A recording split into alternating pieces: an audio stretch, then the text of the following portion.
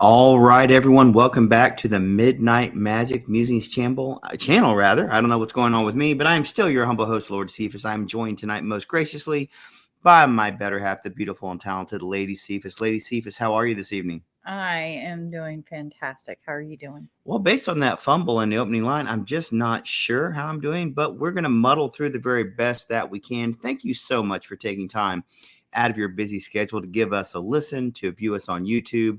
Welcome back. It is Realm of Reality, episode number 17. So we're about halfway to catching up with our Midnight Magic Musings channel, the mothership show that you have here on the channel. But we have a special episode tonight. Again, one that is its own topic, and that is we are big Walking Dead universe fans. And for those that are not aware, Fear the Walking Dead is coming back or has returned by the time you've heard this. It's in its final half of season number 8, and we wanted to take an opportunity to give our opinions and our takes on each episode, to give a spoiler review, if you will. But before we get into all that, we would like to take care of a few housekeeping items. Number one, if you have not done so already, please click the like button. It really does help us with the YouTube algorithm. Click subscribe if you would. And I would request of you, when you click subscribe, go ahead and turn it to all.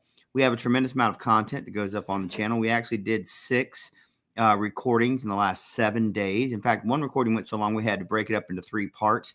You'll see parts 2 and 3 of our interview with Safa Burnell in our Awakening Authors show that we've begun. So be on the lookout for that here on the channel. But also click share. Share this thing out on your social media platform of choice. If you like what you hear, we appreciate it. If you don't like what you hear, we still appreciate you taking a listen. All right, let's get into it. Here is the thing that we came for, and that is Fear the Walking Dead, Season 8, Episode 7. But we do put the caveat up there. It is spoilers and a whole lot of spoilers. And with that in mind, Lady Cephas, let's go ahead and jump right into our spoiler review. We had season 8, episode 7, entitled Anton. We would find out is the correct pronunciation. They did a little flashback in the preview before the episode started. And the episode begins at what would appear to be a very nice hotel with a language I do not understand. For a moment, I thought we were back watching the Daryl Dixon series. I had no idea what was going on. Thank goodness for subtitles. But you have these 2 gentlemen that are having a conversation, and they step into a room. They open the doors to a balcony, and in steps Victor Strand. Except it's not Victor Strand, is it? It's Anton. And the language, I guessed right. She did. That was very good on your part. I was Yes. lost completely. German. Mm-hmm. All right. So I have to tell you that the boy's name, Klaus, kind of gave it away. Oh yeah, I guess in hindsight that's probably true. Okay, yeah, you're right, boy. I'm with it, folks. Yeah, I've just recorded too many times the last couple of days. My mind is fried. Yes. But he was speaking the German language as well. They had a visitor show up. They went down to meet this individual, and apparently it was just a setup to kind of show what was going on inside the hotel, which was a really cool setup that they had, to be honest. I have to start off by saying, for the most part, I really liked this episode. There were some things that I didn't like. We'll talk about that a little bit later. The hotel reminded me of the hotel when they were in Mexico. Right. That's what you said when we were watching it. Yeah. So, but it's a beautiful hotel. They had catering, and everybody was cooking and just eating amazing German food. And they showed who showed up. Madison. Well, and you kind of got that idea when they said it was a female Bond. who was having trouble breathing. We, the audience, had a pretty good idea who it was, even though they would not have known. By the way, another dead giveaway. I just thought about it while you're right. He served that one fella schnitzel. He did. He said it would be good for him. So I guess I should have picked that one up as well. But apparently I'm brain dead sometimes. But Madison shows up. And I thought this was handled pretty well. Her reintroduction of seeing Anton there in the room. What did you think of their reintroduction? I thought they did a great job with it. You know, I was a little confused why she was so what do you call it? Angry. Yes, angry. She was, but I didn't quite understand it. Because she was angry, but then she was like, oh, you got to help me, da da da. We can do good things, type attitude. It wasn't necessarily what was said. So it was a little confusing because they went back and forth. Right. So, not sure why Strand stuck to it so hard that he was Anton. Other than I do understand after the tower debacle, but this is not the first time Strand has been, bad. Strand Several is times. strayed, shall we say? He has. So I mean, why is anybody surprised? And I get that he's ashamed. But of course, he built this life, for all of 10 minutes. Certainly. This amazing place and whatnot that took him in, and he found the love of his life and has a son and everything now. So I can see not wanting to give that up, but come on, you're Strand. Well, you bring up an interesting point there, and that is it's been 7, almost 8 years since the fall of the tower. Oh, well, because if you think about it, Mo had grown to what, 7 or 8 in the showtime. You're right. I forgot about by the time that. season 8 picks up. So he's been gone 7 or 8 years. Yeah. So it's been more than a minute, I guess. It's just been a minute for us, the viewers. But in reality, it's been some time for that to take place. Thank you for pointing that out, because I was thinking that it had not been that long since the fall. But you're right. In retrospect, I guess that's one of the downfalls of waiting so long to pick back up, some of these shows. But and also time jumps get to be difficult to follow, especially as you're saying, when there's a long gap in between episodes. I tend to forget. Yeah. Like towards the end of the episode, we got reintroduced to a character from the mythos of Fear of the Walking Dead, and I got it right away. That one I got, but some things it took me a minute to kind of get my brain wrapped back around. Right. But you said it. Madison was very aggressive in wanting him to own who he was. Now, their dynamic's always been interesting from the very beginning of the show. Yeah. And something we'll get to at the end, but I think is very true throughout the whole episode. They really are two sides of the same coin. They absolutely are. And I think this episode, and I'm not going to say they were heavy-handed. I don't think so.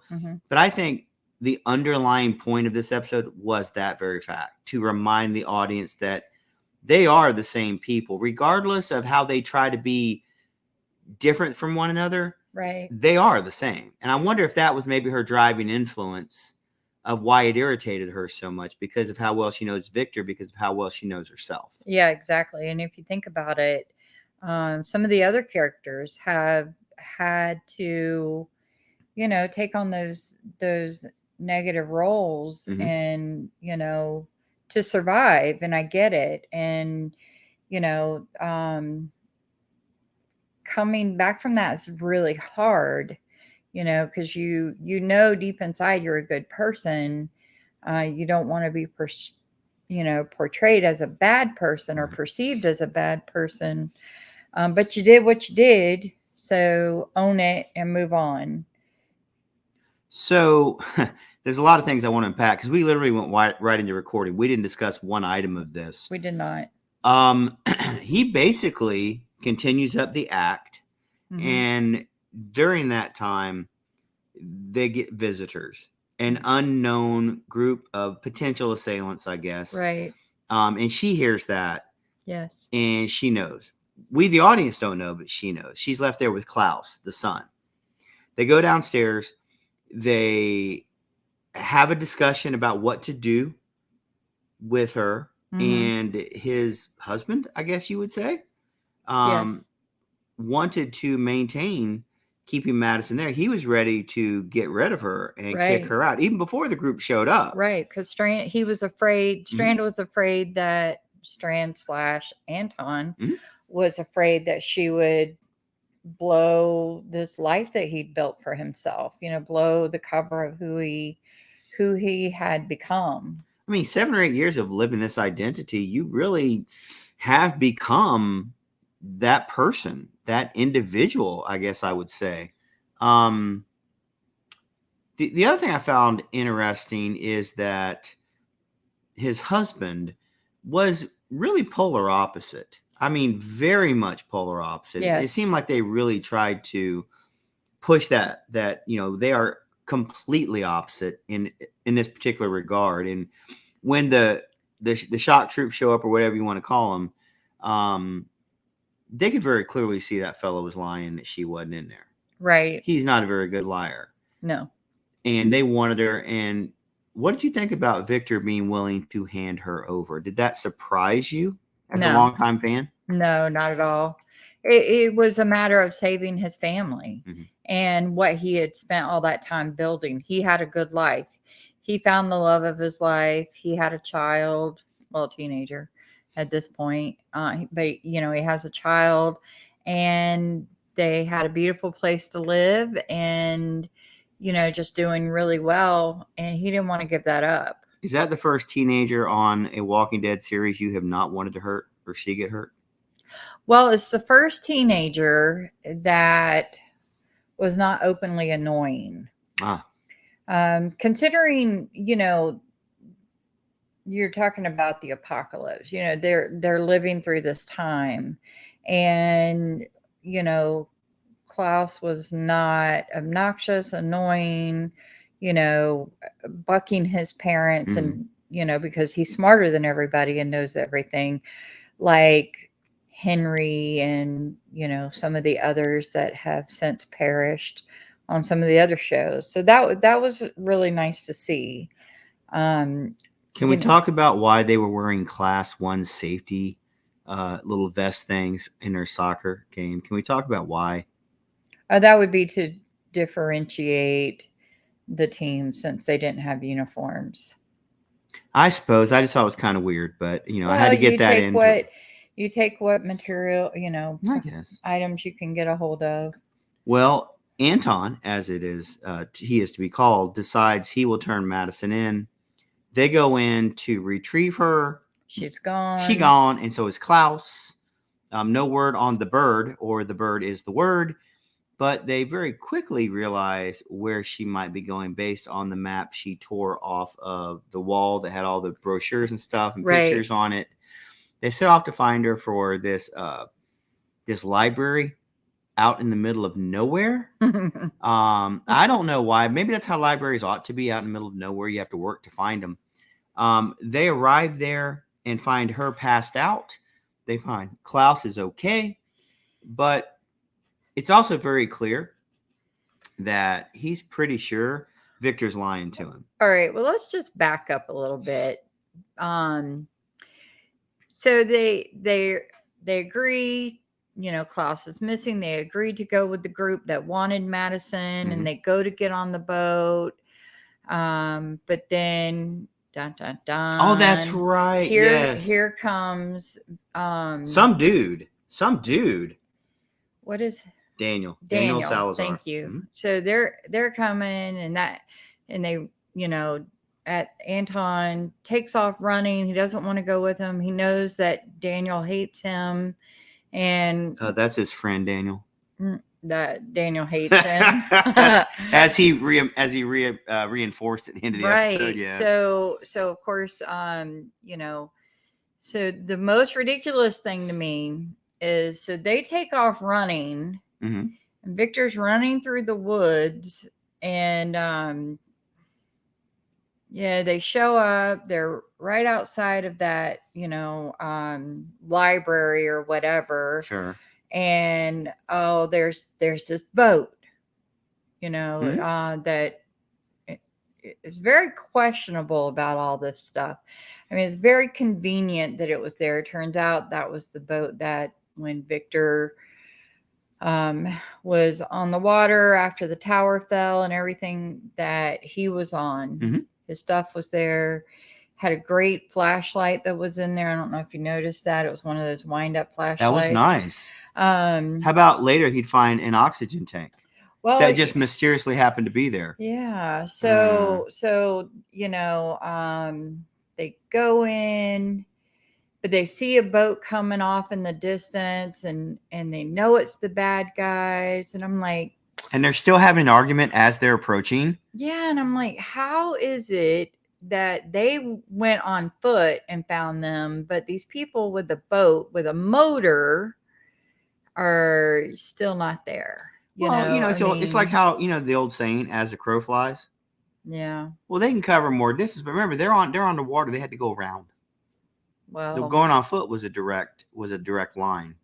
It was the shorter distance. I wonder about that. But I'm literally making junk up as I go. I don't totally know. But totally agree. And then, they have this moment, and they go in and save Madison, and he sends his husband and son back off.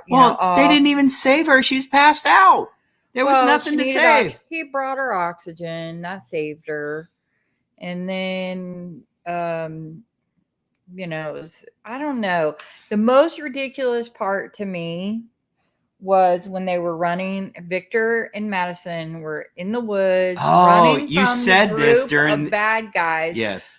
Both with these lights on, these lanterns. They're the wind up huge lanterns. And I'm like, turn the lights off, right? Because it was dark. I mean, how are you going to hide from people that are hunting you if you have your light on? They can see it just like the walkers can see it, and they're going to come after you. That was a poor choice on the director's part or whoever in having them. So that has been a trope in a bunch of different shows and movies where people's cell phones would be on and people would call the cell phones and the cell phone would go off, which would automatically identify where they were. Yeah. Or I saw one over the weekend where somebody had a dampener, and the minute he turned the dampener off, everybody's phones came on, and so he could figure out where they were because he was hunting them. It was a scary movie, blah, blah, blah. Anyway, you make a good point. Why would you make it obvious for them? Which, by the way, they must have been really, really far behind. And they're not very good hunters because they don't shoot. Terrible. They don't shoot. Our people shoot much better than them, and our people are not military trained for the most part, except for Daniel. But there's a huge herd of walkers that forms or is there. They chase him back to the library. This is brilliant. So run back to the library. We're poking people with, he found his sword. He found his commandant's sword. I was so excited that he found that. Disappointed he lost it. We'll talk about that at the end. They get in there and they realize the doors are not going to hold. So, well, did you see that? Okay, so there were two walkers that they showed. Yes. So the one that he stabbed with the sword was the one that was behind the one that was stuck trying in the door. To get in the door. Yeah. So why wouldn't you kill the one, that's right there at the door and shove them back? Because then you stop their momentum because they're, you've put a sword in their brain. Right. But yeah, this was ridiculous too. So then they decide, you know what? We're in a library. Is there a back door? Of course not. There cannot be a back door at the library. I'm sure there's some ADA issues with you have to have a second way out. But what do I know? We only work in this for a living. But anyway, I digress. Apparently that portion of wherever they are, I'm going to guess somewhere in Georgia, maybe in the geographic area, Padre, which I guess is doubling for Savannah, I suppose. Yeah. So somewhere in that area. They decide, here's how we're going to hold the doors. Let's push over the bookcases. Well, and they didn't even hold the doors. No, there's only 4 bookshelves. Yeah, and they were big wooden bookshelves. But if you notice that when they knocked them over, yes, that there was still walkway on the end where they fell. So I thought, okay. Walk around, stumble around. That was, And then, of course, they used that as their whole, talk it out and be okay with each other again. Right. 20 minutes. And by the way, there was some stuff buried in there that we talked about earlier today, running some errands. I had a question for Lady Cephas, and that is, where is everybody, and how are you going to get all of them into the last 8 episodes? That's a lot of people. Well, did you hear what Strand said? What happened? It was not just him that washed up on the beach 7 or 8 years ago. It was a bunch of them that left the tower. He didn't specify who. Yeah. But he said they washed up and they had no trust in him, even though he tried to help them. Right. With find food and all that stuff. Yeah. And then, correct me if I'm wrong, because you were watching it too. The next line basically says, well, they all died. That's exactly what he said. And then he said, and then I killed them all. Well, which is it? No, he said I killed Strand. Oh, because the way it sounded coming around there, I thought he'd they turned and you headed them all. Yes, that's what my understanding was. That, then he killed himself. So is that just the tower inhabitants? Are those the missing characters we'll never find out about? Like I Wendell think so, yeah. And Sarah? Well, that's not fair. Wendell couldn't get around very well. He'd need a little help. Well, What about Jacob, the rabbi? I guess he's going to end up being one of them. We still have no idea what's happened to what's her name, the one that had the radiation, Charlie. Oh, Charlie, yeah. Are we ever going to find out? But wasn't they were with the other group, right? We don't know, because he said some got taken to Padre. Yeah. So apparently not all. Not all, right. So that means they're either all clustered with him, with Victor, or they went to some undisclosed location. Perhaps they're with the woman wrestler, who we still don't know where she is. Perhaps they're with the bounty hunter's twin son who got the dog killed. Still don't know where he is. Perhaps it's the children they spent half a season writing a story about, and we still don't know what happened to those children. Kids should all be grown by now. I would suspect, and having kids of their own, I guess. Well, I mean, you understand. We're having a little bit of fun with this tonight. It's a little bit of ridiculousness, but I mean, even though I have to say, even though there were, storyline whole plots that, we could have done without, I still like the episode. I'm a huge Strand fan. Mm-hmm. I'm a huge Madison fan, Daniel fan. I thought they did a great job. But you can only do what you can with the material that you're getting. So they're not the writers. They didn't write the story, but they did do a fantastic job. At the end of the episode, a little confused. You got you got the villain, Troy. Cool looking dude, by the way. He was fantastic. He was very, very fantastic. And then, so his little army was in there, and, I was thinking, oh God, we're going to have a Negan moment. I thought the same thing. I really, when he had the hammer to the temple, I thought, well, here we go. Yeah, to Strand. And, I thought that he was going to kill Strand off. I did too, actually. So the last episodes of the series, and I thought, this would be a great way out for Strand to, sacrifice himself. But that didn't happen, and that's okay, because I still, like Strand. But I thought it was a little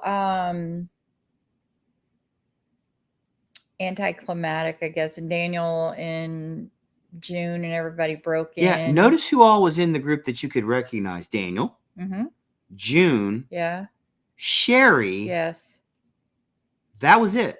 Right. There was no Luciana, probably because she was behind the camera. And she did a great job, I think, directing the episode. There was no Dwight. I was wondering about that. Yeah, he's not there. I guess he's gone back to Alexandria, so he can be the one. Well, he could be because she after their son died, she wanted to part ways with Right. him. So I don't know, I don't but that I do hope they actually address in some form or I do too fashion. because he went through so much to find her, Right. to have to reunite with her, everything from when he was with Negan and he got burned and, Negan took his wife from him and, put it in his face every day Literally. literally. And, so for Dwight and Sherry, I really wanted, I think of anybody, I would want them to have a happily ever after because they really went through hell, and that to me showed their love for each other to survive through all of that, and everything. But anyway, I Well, that's an digress. interesting point because Walking Dead, the Mothership series, Yeah. ended on a happy note. It did. I'm not convinced they're going to end here on a happy note. What is I don't happiness know. for this series? I'm not even sure what Yeah. that would even look like. So you bring up an interesting point. I don't think they'll end up there in the finality of the series. Troy brought up one thing that we need to talk about, Yeah, and we this do. will further divide the fan base, and I Mhm. think in some ways. And we already knew that he had the arm, the apparatus, Alicia's arm. I wasn't sure how he'd show it. How were they going to do it? That was a cold way of doing it, honestly. It was. Because not only did he do it in front of her, he did it in front of Victor. Well, the He entire did it in group. front of Daniel. Yeah. The people who loved her the most Yes. were the ones who had to witness that. Yep. Now, correct me if I'm wrong, he basically came out and said, I killed her and took it. No, right? he did. He absolutely said that. I killed her. And so I guess there goes the on-screen reunion of the Clark girls at the end. Yeah. We'll make the assumption he told the truth there. Mhm. I can see why she wants to get revenge, no question. But I'm a little disappointed if that's the route they go, that we will not see Alicia Debney Coleman back one more time to at least see her mom. I feel like that's kind of sad to me that they weren't able to do a scene together, because she was back at the show as they were filming the season finale of season 7. She wasn't on the show yet, but she was back in the fold, and I'd held out hope that maybe they filmed something just in case. But then I got to thinking over the weekend, you know what? What are the chances AMC could hide that and keep that quiet? Every time Andrew Lincoln visited Atlanta, everybody knew. Right. Every time Denai Guerrilla was in Atlanta, everybody knew. Yeah. Or whomever. Or we talk about Jadis being overseas. Will she be or have some part in the Daryl Dixon series or in the Rick and Michonne series?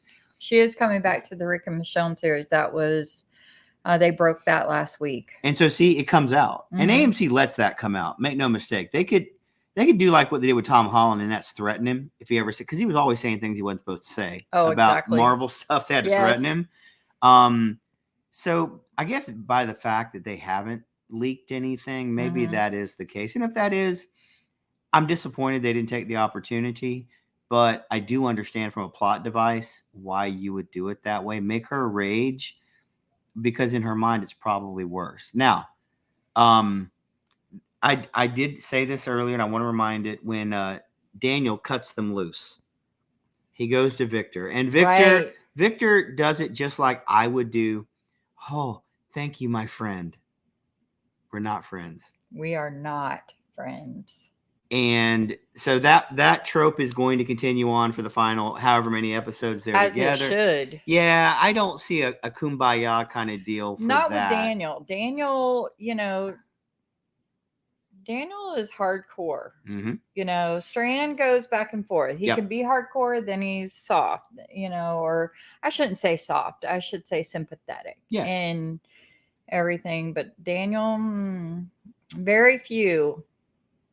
I would say Madison, because she was there from the beginning. Yes.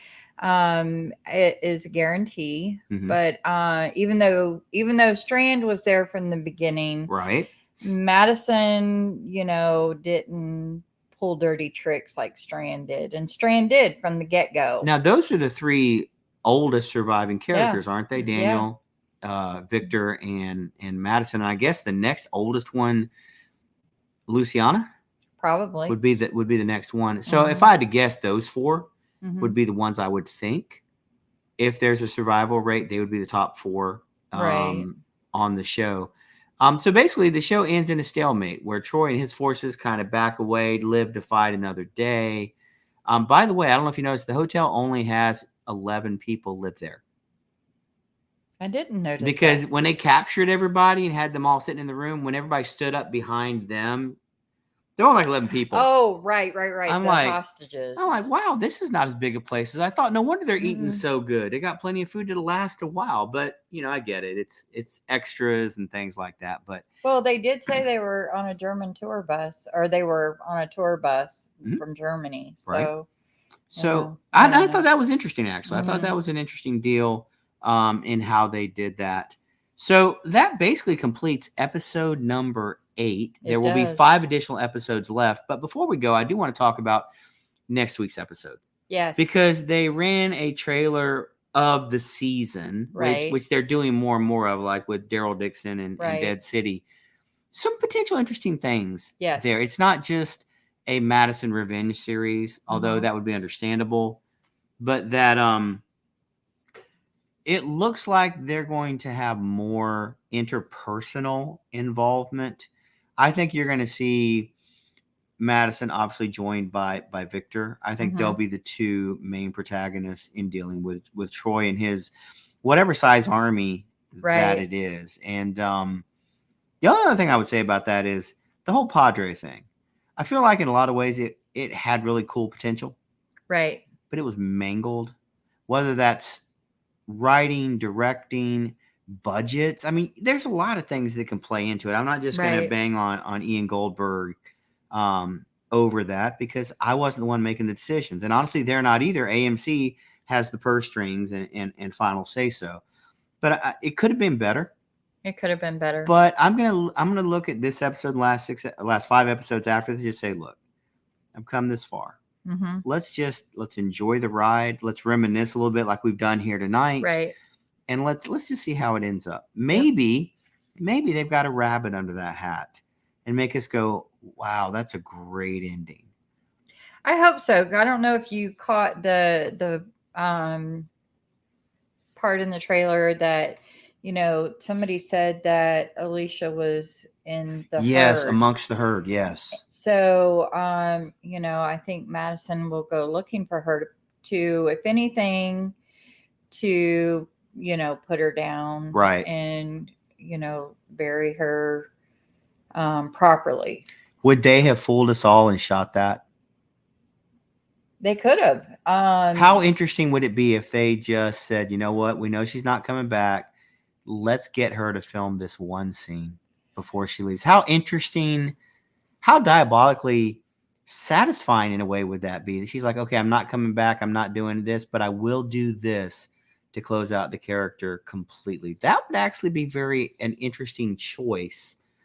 I don't know that they did. I don't know either. I mean, I think that, if anything, if she is, and to me, it makes sense that she would be, a walker.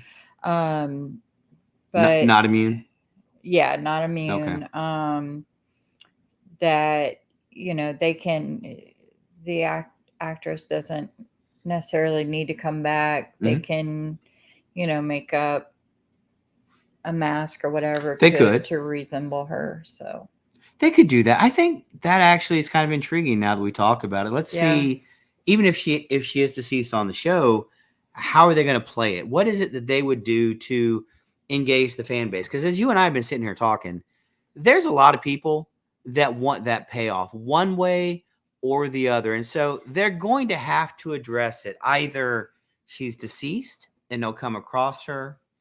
If they can do it right, you do it sort of a la the Merle and Daryl, where the whole scene just guts you and you can do it.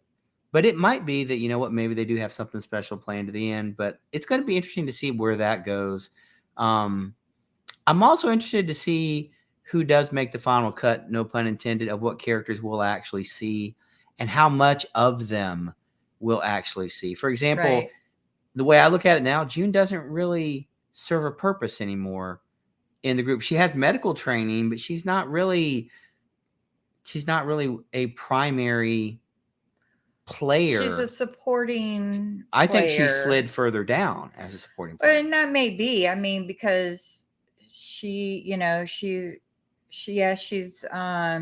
medical, but she's also a fighter. Mm-hmm. You know, which we saw her come in with Sherry. Right. So, no, I think that next week is going to be interesting to see where they go.